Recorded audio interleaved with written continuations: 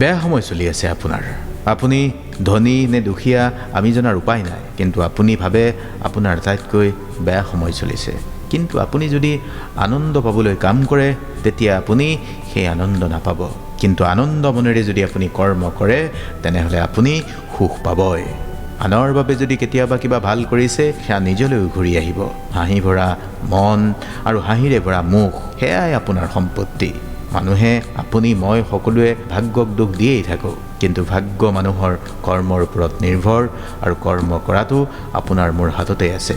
নিজৰ হাজাৰটা অভাৱৰ মাজত থাকিও সদায় নিজক সৰ্বশ্ৰেষ্ঠ বুলি ভাবিব পাৰি যদি আপুনি আগুৱাই যায়, তেনেহ'লে আপোনাক ৰখাওঁতা এই পৃথিৱীত আৰু কোনো নাই। শ্ৰীমদ ভগৱদ গীতাৰ ৫ম অধ্যায়ত ভগৱান শ্ৰীকৃষ্ণই আৰু কৈছে ২০ নম্বৰ শ্লোক, যি ব্যক্তিয়ে প্ৰিয় কোনো বস্তুৰ প্ৰাপ্তিৰ ফলতো উৎফুল্লিত নহয় আৰু অপ্ৰিয় বস্তুৰ প্ৰাপ্তিৰ ফলতো বিচলিত নহয়, যাৰ বুদ্ধি স্থিৰ, মুখ শূন্য আৰু ভগৱত তত্ত্ববিদ, তেওঁ ব্ৰহ্মতেই অৱস্থিত। মানে স্থিৰ বুদ্ধি, সংশয় ৰহিত, ব্ৰহ্মৰ লগত সংযুক্ত পুৰুষ সদায় ব্ৰহ্মতেই স্থিত হৈ থাকে। গতিকে ভগৱানে আপোনাক যি পথ দেখুৱাইছে, যি পথ আপোনাৰ গুৰুৱে দেখুৱাইছে, সেই পথেৰেই আপুনি আগুৱান হ'ব লাগিব। যদি আপুনি অপেক্ষা কৰিবলগীয়া হৈছে কোনো প্ৰিয় বস্তু প্ৰাপ্তিৰ বাবে, মনত ৰাখিব ভগৱানে আপোনাক এদিন নহয় এদিন এনেকৈ দিব যিখিনি আপুনি চম্ভালিবই নোৱাৰিব। ভগৱানতকৈ আপোনাৰো কোনোৱেই নাই। সেইবাবে নিৰ্ভৰশীল হওক ভগৱানৰ ওপৰত। সুখ আপোনাৰ নিৰ্ভৰ কৰিব আপোনাৰ স্বাধীনতাৰ ওপৰত, আৰু স্বাধীনতা নিৰ্ভৰ কৰিব আপুনি কিমান শুদ্ধ তাৰ ওপৰত। অতীতত কিবা এটা ভুল হৈ গৈছিল, এতিয়া দুখ কৰি বহি নাথাকিব, বৰ্তমানৰ সময়খিনি নষ্ট নকৰিব। লক্ষ্যত উপনীত হ'বলৈ যিয়ে নিজক পাহৰি পেলাই তেওঁই সফল হয়। মনত ৰাখিব, সুখ সফলতাৰ চাবি নহয়, সফলতাহে সুখৰ চাবি। সত্যৰে কৰা উপাৰ্জনে সুখ দিয়াৰ বিপৰীতে ভুল পথেৰে ঘটা ধনে কেৱল দুখ দিয়ে। কঠিন সময়ে মানুহক দৃঢ় কৰে। আপুনি কাৰোবাৰ লগত থকাৰ ফলত যদি আপোনাৰ বিচাৰধাৰা উন্নত হয় তেন্তে তেওঁ কোনো সাধাৰণ ব্যক্তি নহয়। সকলো হেৰুৱাৰ পিছতো যদি আপোনাৰ মাজত কিবা এটা কৰাৰ পণ আছে তেন্তে আপুনি গম পাব আপুনি আজি একো হেৰুওৱা নাই, আজি আপুনি একো এৰিবলগীয়া হোৱা নাই। অজ্ঞানীয়ে নিজৰ লাভৰ বাবে কাম কৰে আৰু জ্ঞানীয়ে বিশ্বৰ ভালৰ বাবে কৰে। যদি কিবা কাম কৰিব যোৱাৰ সময়ত বা আগত ভয় লাগিছে তেন্তে গম পাব সেই কাম সঁচাকৈয়ে সাহসিকতাৰ কাম। কিবা পোৱাটো বিজয় নহয়, কিবা হেৰুৱাটো পৰাজয় নহয়, এয়া মাথো সময়, আৰু সময় পৰিৱৰ্তনশীল। সময়ৰ সোঁতত আপুনি বহু মানুহেই লগ পাব, কিন্তু সত্যক কোনেও ঢাকি ৰাখিব নোৱাৰে। মিছা শক্তিশালী হ'ব পাৰে সাময়িকভাৱে, কিন্তু আপুনি আপোনাৰ বিচাৰধাৰাক উন্নত কৰিবলৈ চেষ্টা কৰিব লাগে, যাতে আপোনাৰ বিচাৰধাৰাৰ জৰিয়তেই আপুনি অনন্তকাল জীৱিত হৈ থাকে। নিজকে এই মুহূৰ্তত দুৰ্বল বুলি নাভাবিব, বৰঞ্চ আপুনি নিজকে ইমানেই শক্তিশালী কৰি তোলক যে যিয়ে আপোনাক ভাঙিব খোজে তেওঁ যেন হতাশ হৈ পৰে। যেতিয়া ন্যায় লাভৰ বাবে শান্তিৰ সকলো পথ বন্ধ যেন লাগিছে তেতিয়া আপুনি যুদ্ধ কৰিবই লাগিব। যুদ্ধ অৰ্জুনেও কৰিছিল ভগৱান শ্ৰীকৃষ্ণৰ কথা শুনি। আপুনি এইখিনি সময়ত সময় সলাব খুজিছে, সময়ৰ আগত কোনো তিষ্ঠি থাকিব নোৱাৰে। আপুনি যদি আপোনাৰ দুৰ্যোগপূৰ্ণ মুহূৰ্ত চলি আছে তেন্তে সময় সলাবলৈ নিবিচাৰিব। আপুনি নিজক সলনি কৰক। জীৱন কঠিন হৈ পৰিব পাৰে, কিন্তু আপুনি নিজক সলাই সময়ৰ সৈতে সহৱস্থান কৰি আগুৱাব পাৰিব লাগিব। সমস্যা যদি হৈছে সমাধানৰ পথো সৃষ্টি হৈছে। এই যে আপোনাক আৰম্ভণিতে ক'লোঁ এই জগতৰ সকলোখিনিয়ে ঈশ্বৰৰ ইচ্ছাৰ অধীন, সেই কথা ভগৱান শ্ৰীকৃষ্ণই স্বয়ং কৈ গৈছে শ্ৰীমদ ভগৱদ গীতাত ৯ম অধ্যায়ৰ ৮ নম্বৰ শ্লোক। এই জগত মোৰ প্ৰকৃতিৰ অধীন, সেয়া প্ৰকৃতিৰ বশত অৱশ হৈ মোৰেই ইচ্ছাৰ দ্বাৰা পুনঃ পুনঃ সৃষ্টি হয় আৰু মোৰেই ইচ্ছাত অন্তকালত বিনষ্টও হয়। আজি আপোনাৰ জীৱনত কিবা যদি ভাল হৈছে ভগৱানৰ ইচ্ছাতেই হৈছে, কিবা যদি বিনষ্ট হৈছে ভগৱানৰ ইচ্ছাতেই হৈছে। কিন্তু আপুনি যদি কৰ্ম নকৰাকৈ কৰ্মহীন হৈ বহি আছে তেন্তে তাৰ বাবে জগৰীয়া আপুনিয়ে। ভগৱানে প্ৰতিদিনেই পৰীক্ষা লয় মনুষ্যৰ। সেইকাৰণেই এই ধৰাত আপুনি কোনো কাৰ্যত বিচলিত নহয়, স্বজ্ঞানে ভগৱানত সমৰ্পণ কৰি যি পাইছে তাকেই যদি ঈশ্বৰৰ প্ৰসাদ ৰূপে গ্ৰহণ কৰি আগবাঢ়ি যায় তেন্তে আপুনি জীৱনৰ আচল অৰ্থ বিচাৰি পাব। মনুষ্যৰূপে এই জনমৰ সাৰ্থকতা তেতিয়াহে উপলব্ধি কৰিব পাৰিব যেতিয়া জীৱনৰ আচল উদ্দেশ্য আপুনি গম পাব।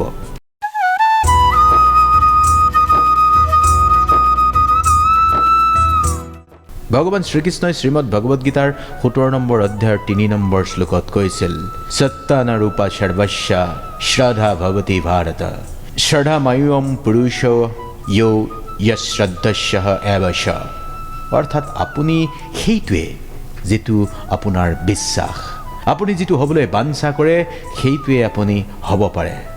অৰ্থাৎ আৰু অলপ সহজকৈ যদি বুজিবলৈ হয়, যি ব্যক্তিয়ে যি বিচাৰে সেয়াই হ'ব পাৰে, যদি সেই বিষয়ৰ ওপৰত তেওঁ বিশ্বাস ৰাখি চিন্তা কৰে।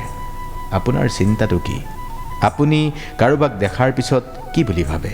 এইটো কাম আপোনাৰ দ্বাৰা নহ'ব, এইটোৰ বাবে আপুনি যোগ্য নহয়। তেনেকৈ ভাবি ভাবি ভাবি ভাবিয়ে আপুনি এজন আত্মবিশ্বাসহীন মানুহত পৰিণত হৈছে।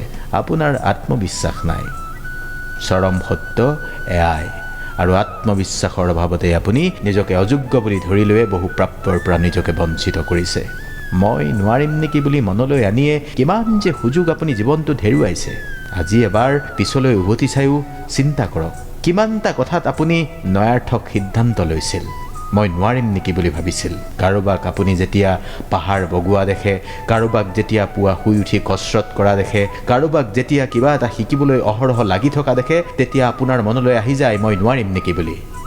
সফলতা লাভৰ মূল অন্য এক কথা হ'ল সফলতাৰ সঠিক নিৰ্ণয় আৰু বেলেঞ্চ, য'ত আত্মবিশ্বাসৰো প্ৰয়োজন।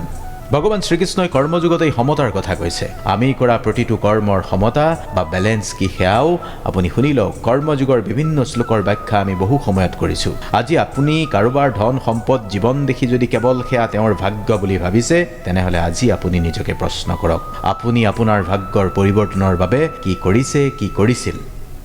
একো কৰা নাই আপুনি। তেনেহ'লে হুমুনিয়াহ কাঢ়িয়ে জীৱন কটাবলৈ সাজু থাকক। এতিয়াও ভাগ্যৰ পৰিৱৰ্তন যদি আপুনি কৰিব নোৱাৰে, তথাপি আপোনাক মই দোষ নিদিওঁ। ভাগ্যৰ পৰিৱৰ্তন কৰিব নোৱাৰিলেও অন্তত এই জীৱনটোত আপুনি সুখী হ'ব পাৰে। এনেকৈ আপুনি ভাবে নেকি কাৰোবাৰ হাতত এগালমান টকা পইচা, মাটি বাৰী, ঘৰ গাড়ী সকলো থাকি তেওঁ অসম্ভৱ সুখী? এই সকলোবোৰ থাকিও বহু মানুহ অসুখী মানুহ।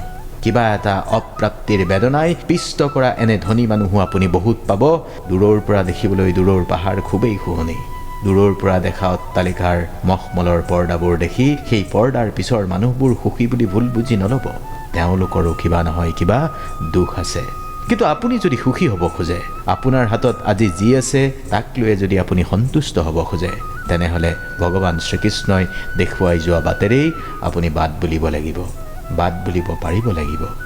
আজি জটিল কথা নকওঁ, শ্ৰীমদ ভগৱদ গীতাৰ আধাৰত কৰ্ম ভক্তি আৰু জ্ঞানৰ পথত চলি আপুনি সুখী হ'ব পৰা দুটামান কথাৰে ভিডিঅ'টো শেষ কৰিম। যদি বিশ্বাস কৰে, বিশ্বাসে মিলয় হৰি, মানিলে ধান, নামানিলে পতান।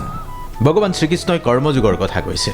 আমি আপোনাক ক'ম, আপুনি পুৱাই প্ৰতিদিন কৰ্ম আৰম্ভ কৰিব। সাধাৰণভাৱে পৰিষ্কাৰ উদ্দেশ্য লক্ষ্য লৈ কৰ্ম সম্পূৰ্ণ কৰি জীৱন বাটত আগুৱাব। ভগৱান শ্ৰীকৃষ্ণই আমাক উপদেশ দি কৈছে, কৰ্ম কৰিবলৈ উৎসাহ যোগাইছে, কৰ্মৰ ফল আশা কৰিবলৈ মানা কৰিছে। জীৱনত এটা স্পষ্ট উদ্দেশ্য লৈ যদি আপুনি কৰ্ম কৰি যায়, ফল যদি আপুনি আশাও নকৰে, তথাপিও আপুনি পাবলগীয়াটো পাবই। ভগৱান শ্ৰীকৃষ্ণই শ্ৰীমদ ভগৱদ গীতাতেই ভক্তিযোগৰ কথাও কৈছে। ভক্তিত প্ৰেম আছে, ভক্তিত মনোসংযোগ আছে। ভগৱানৰ প্ৰাৰ্থনা বা ভক্তিয়ে আপোনাক কেৱল আৰু কেৱল ভগৱান প্ৰাপ্তিতেই সহায় নকৰে, এক মানসিক প্ৰশান্তি দিয়ে, এক আধ্যাত্মিক শক্তি দিয়ে, যি শক্তিৰ বলত আপুনি আপোনাৰ কৰ্ম কৰ্তব্য দায়িত্ব খুব সুন্দৰভাৱে পালন কৰিব। সবাতোকৈ ডাঙৰ কথা, ভগৱান ভক্তি, ভগৱত ভক্তিত তেনে এক আনন্দ আৰু শান্তি আপুনি অনুভৱ কৰিব, যাৰ দ্বাৰা নিজৰ লগতে এই পৃথিৱীৰ অন্য লোকৰো উন্নতি আপুনি কৰিব পাৰিব। ভগৱান শ্ৰীকৃষ্ণই জ্ঞান যুগৰ কথাও কৈছে। জ্ঞান যুগত ভগৱান শ্ৰীকৃষ্ণই জ্ঞানৰ অন্বেষণৰ কথা কৈছে। আপুনি আপোনাৰ মানসিক, আধ্যাত্মিক, আৱেগিক বহু সমস্যা সন্মুখীন হয়। জ্ঞানৰ মাধ্যমেদি যদি নিজৰ সূক্ষ্ম বিষয়সমূহকো যদি ভালকৈ উপলব্ধি কৰি জ্ঞানৰ পোহৰেৰে জীৱনটো আলোকিত কৰি তোলে, তেনেহ'লে আপুনি জীৱনত সফল হ'বই, আপুনি শেষ হাঁহি মাৰিবই।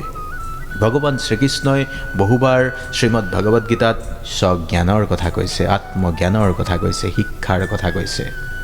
আত্মজ্ঞান মানে নিজৰ আচল স্বভাৱ, নিজৰ আত্মা সম্পৰ্কে সম্পূৰ্ণ বোধ। এটা বোধ আপোনাৰ জীৱনত দৰকাৰ। এই বোধে আপোনাৰ নিজৰ চৰিত্ৰ সন্দৰ্ভত নিজৰ আকাংক্ষা সন্দৰ্ভত এটা স্পষ্ট ধাৰণা দিব, যি ধাৰণাৰ দ্বাৰা আপুনি জীৱন বাটত বাট বুলি কৰ্ম সম্পাদন কৰিব পাৰিব, লক্ষ্যত উপনীত হ'ব পাৰিব। ভগৱান শ্ৰীকৃষ্ণই বহুবাৰ আপোনাক সমতা বা বেলেঞ্চৰ কথা কৈছে। ভগৱান শ্ৰীকৃষ্ণই সত্যৰ পক্ষত, ধৰ্মৰ পক্ষত এক উচ্চ মান বিশিষ্ট জীৱন যাপন কৰিবলৈ ভগৱানত সকলো সমৰ্পণৰ কথা কৈছে। কৰ্মক্ষেত্ৰত নিস্বাৰ্থভাৱে কাম কৰাৰ কথা কৈছে। যথাযথ পৰিশ্ৰম কৰি কিদৰে আপুনি আপোনাৰ জীৱনত আগুৱাব পাৰে সেই কথা কৈছে।